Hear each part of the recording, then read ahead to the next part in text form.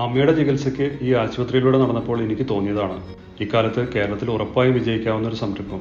കാര്യം ബിസിനസ് എന്നൊക്കെ പറഞ്ഞെങ്കിലും ഇതൊരു സേവനം കൂടിയാണ്. ഇന്ന് ഏറ്റവും നിസ്സഹായാവസ്ഥയിലുള്ള മലയാളി പ്രായമായ അച്ഛനമ്മമാർ നാട്ടിലുള്ള വിദേശത്തേക്ക് കുടിയേറിയ മലയാളിയാണ്. പണ്ടൊക്കെ ഗൾഫിലേക്കായിരുന്നു ജീവിതം തേടിയുള്ള യാത്രയെങ്കിൽ ഇപ്പോഴത് കൂടുതലും യൂറോപ്പിലേക്കായി. ഗൾഫിലേക്ക് പോയവർ തിരിച്ചു വരുമായിരുന്നു. ഇപ്പോൾ കുടുംബമായി യൂറോപ്പിലേക്കും ഓസ്ട്രേലിയയിലേക്കുമൊക്കെ കുടിയേറുന്നവർ അനുഭവിക്കുന്ന ഒരു വലിയ പ്രതിസന്ധി ഉണ്ട്. തങ്ങളുടെ മാതാപിതാക്കൾ, മിക്ക വീടുകളിലും വൃദ്ധരായ അച്ഛനമ്മമാർ മാത്രം. കുട്ടികളുമായി നാട്ടിലേക്ക് ഒരു വട്ടം വന്നു പോകാൻ ലക്ഷങ്ങളാണ് ചിലവ്. അതുകൊണ്ട് തന്നെ 3-4 വർഷങ്ങൾക്ക് ശേഷം മാത്രമേ വിദേശത്തുള്ള മക്കൾക്ക് തങ്ങളുടെ മാതാപിതാക്കളെ കാണാൻ സാധിക്കൂ. ആ കൊച്ചുമക്കൾ വളർന്നു കഴിയുമ്പോൾ അവർക്ക് നാട്ടിലേക്ക് വരാൻ പോലും ഇഷ്ടമല്ലാതാകും. പണം ഒരു പ്രശ്നമേ അല്ല. പക്ഷെ ആർക്കും തടുക്കാനാവാത്ത മറ്റൊരു പ്രശ്നമുണ്ട്: പ്രായവും രോഗങ്ങളും. മക്കൾ നിസ്സഹായരായി പോകുന്ന ഒരു സമയമാണിത്.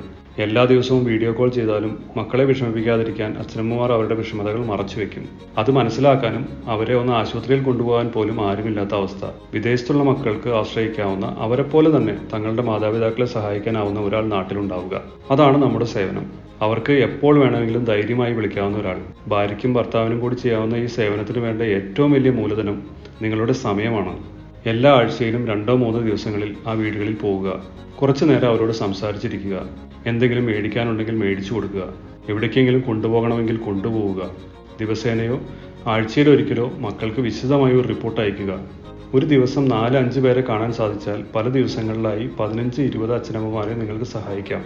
ഈ സഹായങ്ങൾക്കും ചിലവുകൾക്കുമായി ഒരു ചെറിയ സർവീസ് ചാർജ് മക്കളിൽ നിന്ന് നിങ്ങൾക്ക് ഈടാക്കാം. അവരത് സന്തോഷപൂർവ്വം തരും. ആകെ വേണ്ടത് സത്യസന്ധത, സുതാര്യത, ആളുകളോട് സ്നേഹപൂർവ്വം ഇടപെടാനുള്ള കഴിവ് എന്നിവയാണ്.